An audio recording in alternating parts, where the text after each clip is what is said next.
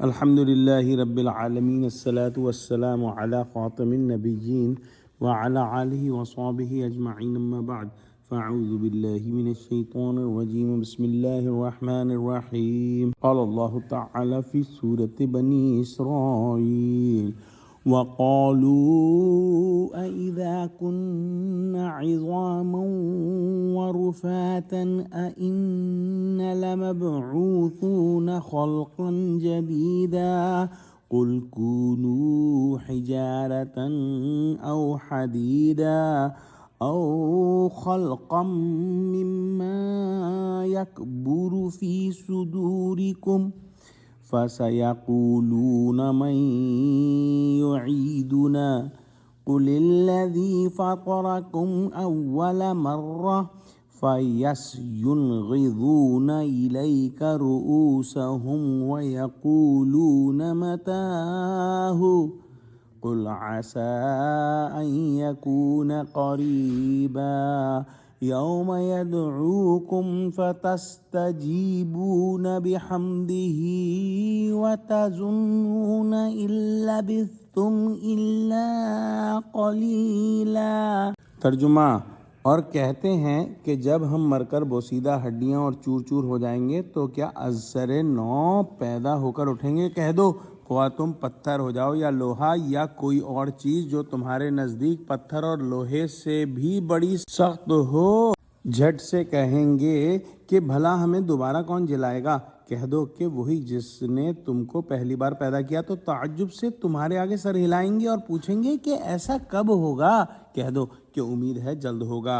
جس دن وہ تمہیں پکارے گا تو تم اس کی تعریف کے ساتھ جواب دو گے اور خیال کرو گے کہ تم دنیا میں بہت کم مدت رہے۔ مشرکین آپ صلی اللہ علیہ وآلہ وسلم کو کبھی شاعر کہتے، کبھی کاہن اور کبھی نعوذ باللہ جادوگر یا مجنون کہتے۔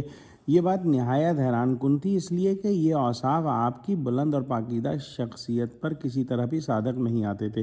اس سے بھی زیادہ تعجب خیز ان مشرکین کی وہ دلیل تھی جس کے ذریعے وہ معاذ اللہ آپ صلی اللہ علیہ وآلہ وسلم کو مسحور یا مجنون ثابت کرنے کی کوشش کرتے تھے، اور وہ یہ تھی کہ ہم دیکھتے ہیں کہ انسان مرنے کے بعد گل سڑ کر مٹی ہو جاتا ہے، ہڈیاں رہ جاتی ہیں اور پھر وہ ریزہ ریزہ ہو کر خاک میں مل جاتا ہے۔ کیا کوئی صاحب عقل یہ تصور کر سکتا ہے کہ یہ بکھری ہوئی ہڈیاں اور خاک کے ذرات دوبارہ زندہ ہو جائیں گے اور ان منتشر اجزاء میں پھر سے انسانی زندگی لوٹ آئے گی؟ جب رسول اللہ صلی اللہ علیہ وآلہ وسلم سے بعث بعد الموت کی خبر دی، انہوں نے نعوذ باللہ آپ کی دماغی حالت پر اس بات کو محمول کیا۔ یہ مشرکین یہ نہیں سمجھتے کہ یہ ریزے اور ذرات دراصل اسی انسانی جسم کا حصہ ہیں جس میں پہلے زندگی موجود رہ چکی ہے۔ خود مٹی کے ذرات میں حیات کے آثار پیدا ہو جانا کوئی ناقابل فہم بات نہیں، بلکہ اس سے بڑھ کر اللہ سبحانہ وتعالی ارشاد فرماتا ہے کہ اگر تمہیں گمان ہے کہ مٹی میں جان آنا مشکل ہے تو تم پتھر بن جاؤ، لوہا بن جاؤ یا کوئی ایسی سخت سے سخت چیز بن جاؤ جس میں تمہارے خیال کے مطابق زندگی کی کوئی صلاحیت نہ ہو، تب بھی اللہ سبحانہ وتعالی کے لیے تمہیں دوبارہ زندہ کر دینا کچھ دشوار نہیں۔ جس نے تمہیں پہلی بار پیدا کیا ہے وہی دوبارہ پیدا کر سکتا ہے۔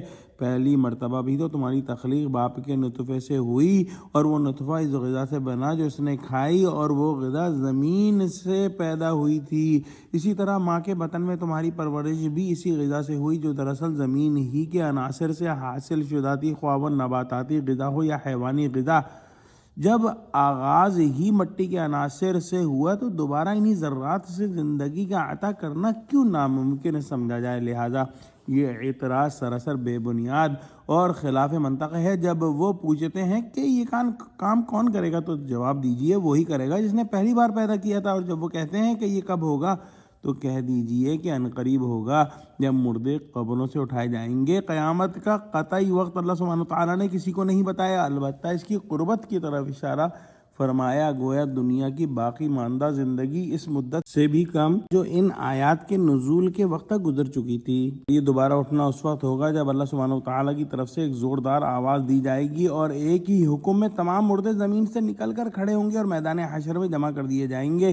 کسی کو سرکشی یا انکار کی مجال نہیں ہوگی۔ ہر انسان اس وقت سراپا اطاعت اور انقیاد بنا اللہ کی حضور حاضر ہوگا اور اللہ کی حمد و ثنا کرے، لیکن اس وقت کفار کی حمد و ثنا سے ان کو کچھ فائدہ نہیں ہوگا۔ دعا کرتے ہیں کہ اللہ سبحانہ وتعالی ہم کو قرآن کا فہم عطا فرما۔ آمین۔ وآخر دعوانا ان الحمد للہ رب العالمین۔ السلام علیکم ورحمۃ اللہ وبرکاتہ۔